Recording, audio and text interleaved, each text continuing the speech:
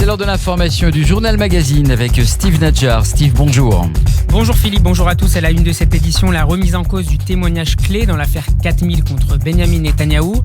Nir Hefetz aurait évoqué des réunions inexistantes lors de son interrogatoire, et ce, sous la pression des enquêteurs. On vous expliquera dès le début de ce journal ce qu'il faut retenir de cette enquête explosive de la 12e chaîne de télévision israélienne. En politique, Israël se dirige-t-elle vers la mise en place d'un scrutin direct pour élire son Premier ministre ? Le débat a pris de l'épaisseur ces dernières heures, alors que les appels à l'union nationale ne se concrétisent toujours pas.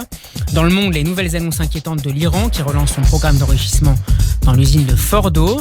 Nous serons également en ligne tout à l'heure avec le sondeur Frédéric Dabi de l'IFOP qui reviendra avec nous sur les enseignements du sondage publié sur la présidentielle de 2022. Et puis, dans la dernière partie du journal, Eric Lewin nous rejoindra pour sa chronique écho. Radio J. Les révélations d'Amit Segal annoncent-elles un Big Bang dans le dossier 4000 qui menace gravement l'avenir politique de Benyamin Netanyahou ? Le journaliste de la 12e chaîne de télévision israélienne a révélé hier soir de troublantes révélations quant au témoignage de Nir Hefetz. Le témoin clé dans le dossier 4000 aurait évoqué des réunions inexistantes et changé de version à plusieurs reprises lors de son interrogatoire, et ce, sous la pression des enquêteurs. Le Premier ministre est soupçonné de corruption dans ce dossier. On lui reproche d'avoir octroyé des faveurs gouvernementales à l'homme d'affaires Shaul Elovitch, le patron du groupe de télécommunications Bezek, en échange d'une couverture favorable sur le site d'information. Voilà. Un rebondissement accueilli avec enthousiasme par les avocats de Benyamin Netanyahou, le Premier ministre qui a dû démentir dans la matinée être favorable à une loi sur le suffrage direct. Il réagissait à une proposition avancée hier par le chef du mouvement orthodoxe Chasse, Aryeh Deri, et repris à son compte ce matin par le nouveau président du groupe parlementaire du Likoud. Miki Zohar a appelé à procéder à un scrutin direct pour élire un Premier ministre, ajoutant que le Likoud n'était pas favorable à un troisième tour d'élection début 2019. Une perspective qui se rapproche pourtant en dépit des appels à l'union lancés notamment hier par le numéro 2 de la liste Nouvelle Droite, Naftali Bennett, qui participait à une cérémonie d'anniversaire de la disparition de l'ancien grand rabbin d'Israël, le Rav Ovadia Yosef. Ici, dans cette salle, se trouve en ce moment le Premier ministre et le chef de Kahol Lavan. Je vous implore, au nom, me semble-t-il, de toute cette salle, de dépasser les sujets du quotidien et d'établir un gouvernement d'union en Israël. Cette soirée réunissait la plupart des responsables des partis politiques israéliens, notamment Benny Gantz, qui a tracé sa vision de l'héritage du grand rabbin Ovadia Yosef. On l'écoute. Il y a un chemin par lequel chacun peut honorer la mémoire de Rav Ovadia. C'est la voie de l'unité qui relie et accorde un respect mutuel à chacun. Reste que certains évoquent un gouvernement minoritaire. Les explications de notre correspondante à Jérusalem, Pascal Sunshine. Gouvernement de minorité, a priori, le concept peut sembler paradoxal. On peut imaginer qu'un gouvernement devienne minoritaire quand il perd en route un de ses partenaires, mais constituer un gouvernement minoritaire dès le départ est également une possibilité. C'était d'ailleurs arrivé à Yitzhak Shamir en 1990.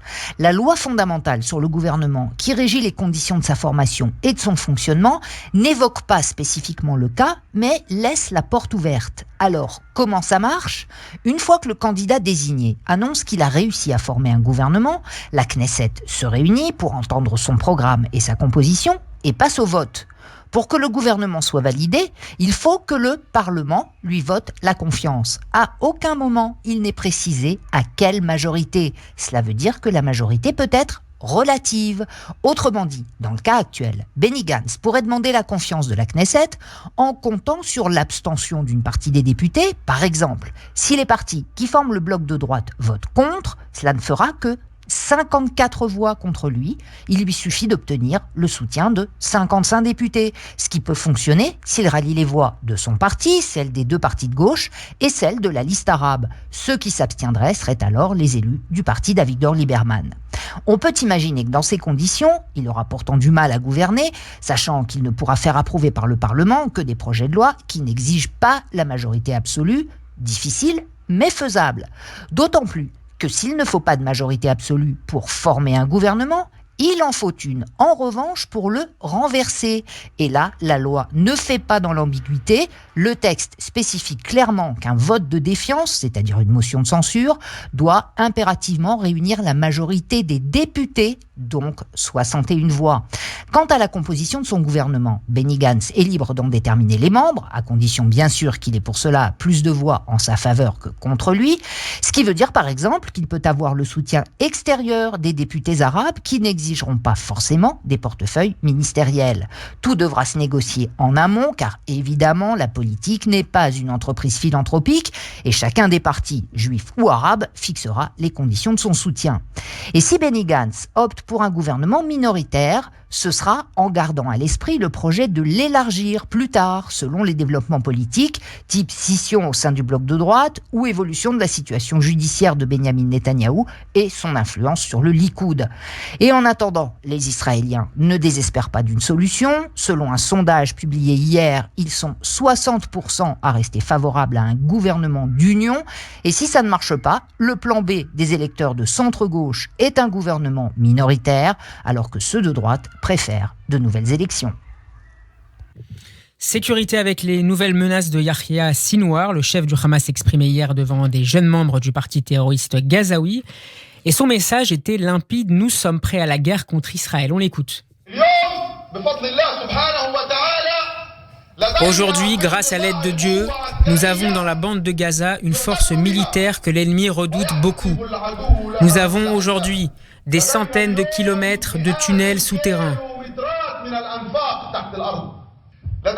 Nous avons des centaines de pièces de contrôle au-dessus et en dessous de la terre. Nous avons des centaines de milliers de pièges dans le cas où Israël déciderait d'envahir la bande de Gaza. On continue avec les autres titres de l'actualité israélienne avec Gabriel Attal. Bonjour Gabriel. Bonjour Steve, bonjour à toutes et à tous. On démarre avec une décision de la Cour suprême sur le responsable d'une ONG. La Cour suprême a donné son aval aujourd'hui à l'expulsion d'Omar Shakir. Il s'agit d'un citoyen américain et directeur de l'ONG Human Rights Watch pour Israël et la Judée-Samarie. Shakir est accusé de soutenir le boycott de l'État hébreu. La décision de l'expulser ou non appartient désormais au gouvernement israélien qui a mis fin en 2018 à son permis de séjour sur la foi d'informations selon lesquelles il soutiendrait une campagne prônant le boycott d'Israël. Si le gouvernement approuve son expulsion, Shakir aura 20 jours pour partir. Les résultats des élections au sein du Yesha sont tombés. Le chef du conseil régional de la vallée du Jourdain, David Elayani, a été élu hier chef du conseil de Yesha, l'organisation cadre qui représente le mouvement pro-implantation. Il l'a emporté face au chef du conseil local de Karné Shomron, Igal Lahav, lors d'un duel après l'abandon des deux autres candidats engagés dans la course, peu de temps avant l'ouverture des urnes. Une bonne nouvelle avec bientôt un téléphérique dans la capitale israélienne. Une commission gouvernementale a donné hier son feu vert final à la construction d'un téléphérique dans la vieille ville de Jérusalem. Le moyen de locomotion est présenté comme une attraction touristique, mais également comme une solution aux embouteillages et à la pollution dans les murs de la vieille ville. Jusqu'à 3000 personnes par heure pourront ainsi être transportées pendant les heures de pointe dans les 72 cabines de 10 personnes qui relieront l'ancienne gare à la porte des Maghrébins près du mur occidental. Économie maintenant avec un mot d'énergie, Gabriel. La société pétrolière et gazière anglo-grecque Energean a confirmé la découverte de 25 milliards de mètres cubes de gaz naturel provenant de son gisement Karish North situé au large des côtes israéliennes, a rapporté le Jérusalem Post. Cotée aux bourses de Londres et de Tel Aviv, la société a également confirmé avoir découvert un volume de 34 millions de barils de pétrole léger lors du forage. Les actions de la société ont immédiatement grimpé à Londres et à Tel Aviv après l'annonce. On l'attendait, Donald Trump dit bye-bye à l'accord de Paris. Les États-Unis ont formellement notifié hier à l'ONU leur sortie de l'accord de Paris sur le climat, a annoncé le chef de la diplomatie américaine Mike Pompeo. Cette étape clé enclenche un compte à rebours d'1 an avant que Washington puisse effectivement quitter l'accord. Le secrétaire d'État a de nouveau invoqué le fardeau économique injuste imposé aux travailleurs, entreprises et contribuables américains par les engagements pris par les États-Unis dans le cadre de l'accord. Une annonce importante maintenant du président iranien avec de nouvelles violations à venir de Téhéran dans le domaine nucléaire. Le président iranien Hassan Rouhani a annoncé aujourd'hui une nouvelle réduction des engagements pris par son pays devant la communauté internationale concernant son programme nucléaire. La République islamique reprendra ses activités d'enrichissement d'uranium demain dans son usine de Fordo, gelée depuis l'entrée en vigueur de l'accord international sur le nucléaire iranien, a déclaré Rouhani. L'Iran stocke à Fordo 1044 centrifugeuses de première génération IR-1 qui tournent à vide et Paris a réagi en exhortant Téhéran à revenir sur ses décisions. On reste en Iran avec le secrétaire général de l'Élysée qui a connu bien malgré lui aujourd'hui une certaine popularité dans le pays. C'est votre histoire du jour, Gabriel. Oui, c'est Alexis Kohler. Une longue interview d'Emmanuel Macron au magazine Valeurs Actuelles a semé la panique à l'Élysée. Plus exactement, une version non retravaillée a circulé. Et on ne peut pas dire que le président de la République emploie un vocabulaire vraiment châtié. À propos de Julien Audoul, cet élu du Rassemblement national qui s'en est pris à une femme portant le voile, le chef d'État a déclaré il s'est fait baiser. Emmanuel Macron qualifierait également Éric Zemmour d'homme intelligent. Un accord avait été passé avec l'hebdomadaire pour qu'il n'y ait pas de relecture. Mais après lecture d'une première version, l'Élysée a sollicité une trentaine de modifications.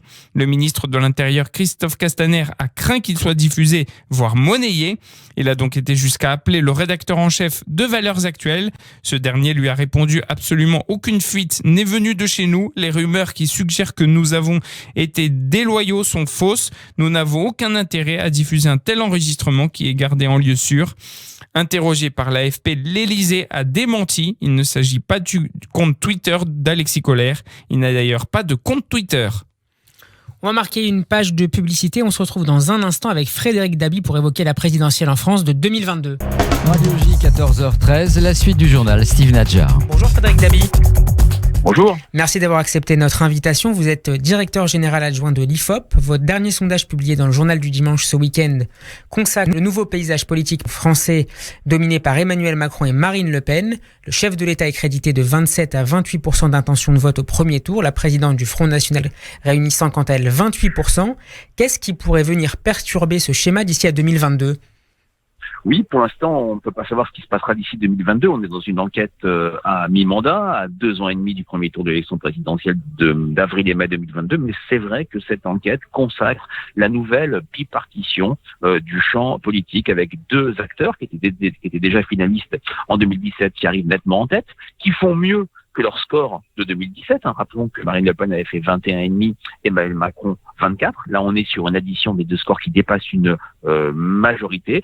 Et c'est vrai que au-delà de ce duopole, de cette nouvelle bipolarisation, les autres candidats, les autres offres politiques peinent à exister. Les partis de On gouvernement... va en reparler tout à l'heure, Frédéric Dabi. Revenons simplement sur cette bipartition, si vous le permettez. L'autre enseignement de ce sondage concerne le second tour qui serait beaucoup plus serré qu'en 2017. Comment vous l'expliquez ? Alors, bien sûr, il faut garder une prudence absolue sur le second tour. Les personnes interrogées ne connaissent pas les résultats du premier tour, mais c'est très clairement un resserrement spectaculaire depuis 2017. 55-45%, c'est 11 points de plus pour Marine Le Pen. Ça veut dire qu'elle est en tête dans certaines catégories, les 25-34 ans, les ouvriers, les 50-64 ans, chez les électeurs de Jean-Luc Mélenchon et la France Insoumise des élections européennes. C'est clairement le reflet du mécontentement d'une partie importante des Français à l'égard du bilan d'Emmanuel Macron, pour lesquels le compte n'y est pas. Il y avait une enquête la semaine dernière, IFOP fiduciale pour CNews et Sud Radio, qui montrait que seul un tiers des Français étaient satisfaits de l'action d'Emmanuel Macron à mi-mandat. Pour l'instant, il n'y a pas de réceptacle d'alternative efficiente, mais de plus en plus, le Rassemblement national et Marine Le Pen, malgré son débat catastrophique de 2017, apparaît pour beaucoup de Français comme une alternative. C'est un sondage à regarder avec beaucoup de prudence, mais aussi avec beaucoup de préoccupation dans la perspective de 2022. Cette bipartition Macron-Le Pen est, semble-t-il, une bonne nouvelle pour la présidente du Front National, mais est-ce aussi la validation de la stratégie d'Emmanuel Macron depuis son accession au pouvoir ? Alors, est-ce qu'il y a stratégie ? Il faut lui poser la question. C'est vrai qu'il y a eu une visée tactique visant à asphyxier la droite et l'espace politique de la droite, en nommant un Premier ministre qui se disait de droite, en menant des réformes que la droite a soutenues, ce qui réduit l'espace des candidats LR ou de droite, puisque Xavier Bertrand ou François Baroin font entre 10 et 11%. Mais cette tactique est-elle bonne ? Elle donne à beaucoup de Français l'impression d'un non-choix, et si le compte n'y est pas en matière de pouvoir d'achat, si la réforme de retraite n'est pas réussie, si le mécontentement qu'on avait au moment des Gilets jaunes se culmine ou s'exacerbe s'agissant de la personnalité d'Emmanuel Macron, on voit déjà un second tour beaucoup plus serré que les seconds tours de 2002, Front républicain, Chirac-Le Pen, ou du second tour de 2017, quelque chose à suivre. Parmi les autres partis, quelle que soit la configuration, le candidat des Républicains serait largement distancé, qu'il se nomme François Baroin, Xavier Bertrand ou Valérie Pécresse. Pourquoi LR ne parvient-il pas à percer ?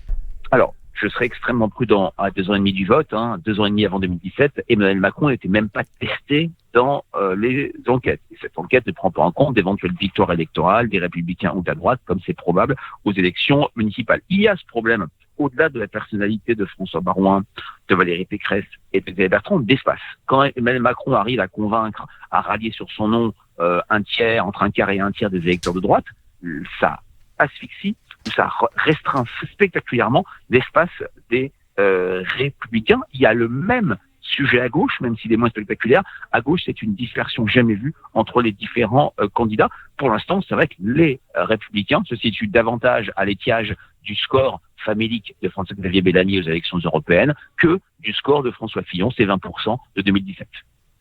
Le leader d'Europe Écologie Les Verts, Yannick Jadot, n'obtiendrait que 7,5 à 9% des intentions de vote. N'est-ce pas un peu décevant par rapport aux résultats de ce parti lors des européennes ?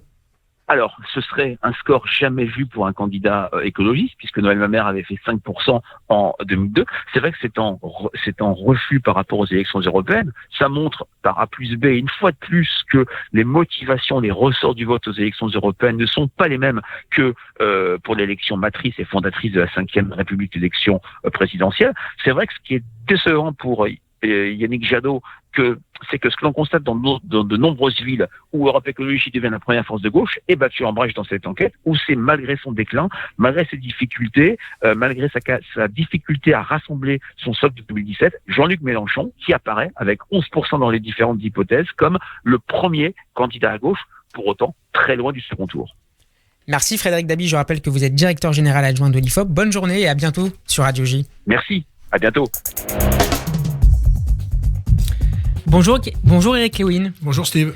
C'est l'heure d'Israël Business, votre chronique hebdomadaire sur la vie des entreprises. Eric, vous revenez avec nous aujourd'hui sur la fusion Fiat-Peugeot sur le plan de ses dirigeants. Oui, on commence par parler de la fusion Fiat-Chrysler-Peugeot, parce qu'à la tête de Fiat, il y a un homme de 43 ans, John Elkann, dont le nom ne vous dit peut-être rien, mais qui est le petit-fils de Giovanni Agnelli, qui fut patron de Fiat également et un très grand entrepreneur. Mais John Elkann a également une filiation juive, dans la mesure où il est également du côté de son père, le petit-fils de Jean-Paul Elkann, qui fut industriel, banquier avec la compagnie financière Jean-Paul Elkann, très présent dans la communauté. Il fut également président du consistoire de 1967 à 1982, président du consistoire central de 1982 à 92, mort en 96 à 75 ans. Jean-Paul Elkann avait été reçu, il faut le souligner, à Polytechnique en 1940, en pleine guerre, mais avait dû quitter la France pour les États-Unis pour échapper, bien sûr, aux persécutions raciales. Alors à quoi va aboutir cette fusion ? 4e groupe mondial automobile, chiffre d'affaires 184 milliards d'euros, 8,7 millions de véhicules vendus derrière Volkswagen, Toyota ou encore l'alliance Renault, Nissan, Mitsubishi, plus de 23% de part de marché en Europe. Alors les défis sont nombreux, relancer Fiat en Europe, alors que le constructeur est rentable aux États-Unis mais souffre beaucoup en Europe, restructurer l'outil industriel du groupe italien avec un taux d'utilisation d'à peine 60%, et surtout développer Peugeot aux États-Unis. Peugeot est complètement absent aux États-Unis alors que Fiat est très présente. Espérons toutefois, Steve, que cette opération soit couronnée de succès, comme par exemple Renault-Nissan, car vous savez, dans le monde de l'automobile, il y a eu beaucoup d'échecs. Citons Renault-Volvo, Daimler, Chrysler ou encore General Motors Fiat. Ça s'est vraiment terminé par des fiascos. A priori, on peut dire que la fusion a toutes les chances de marché, sauf qu'il y a derrière le politique sur lequel on pourrait revenir, mais c'est un bon point pour ces deux entreprises. C'est tout normal qu'on leur souhaite. Mazal Tov pour la high-tech israélienne. Oui, levée de fonds record au 3e trimestre, 2,2 milliards de dollars, 142 investissements. C'est le montant le plus important depuis le 2e trimestre 2013 et 37% de hausse par rapport à l'an dernier. Alors Eric, vous souhaitez attirer notre attention également sur Cyberison, qui a réalisé la plus forte levée de fonds avec 200 millions de dollars. Oui, c'était en août dernier. On est dans le monde de la cybersécurité, une société fondée en 2012. Alors les investisseurs sont de renom. Il y a bien sûr SoftBank, il y a Lockheed Martin, le groupe de défense américain, Boston, Tel Aviv, Tokyo, encore Sydney. Le groupe est mondial avec une approche autour des cyber-risques et de la protection des informations personnelles. Alors on n'en parle pas beaucoup en France, même si Saint-Gobain, on s'en rappelle, a été victime et ça lui avait coûté 200 millions de dollars, mais on on en parle beaucoup en Israël, on en parle beaucoup aux États-Unis de ces problèmes de cybersécurité. Alors, il y a de nombreux employés du groupe Cyber Reason qui ont servi dans la fameuse unité 8200. Vous savez, c'est l'unité de renseignement de l'armée israélienne. La plus prestigieuse, responsable du renseignement, du décryptage des codes. Et elle est considérée comme la meilleure agence de renseignement technique au monde. Et pour terminer, Eric, un nouveau contrat pour Elbit Systems. Oui, alors on est avec un spécialiste israélien dans les équipements de défense, un contrat de 50 millions de dollars avec le ministère portugais de la Défense pour leur fournir des équipements sophistiqués, Steve, système d'alerte de missiles infrarouges, et précisons quand même que l'armée de l'air portugaise est un partenaire de très très longue date du groupe israélien. Merci Eric Lewin, à la semaine prochaine. C'est la fin de ce journal, merci de l'avoir suivi. Retour de l'information sur Radio J à 15h. Excellent après-midi à vous.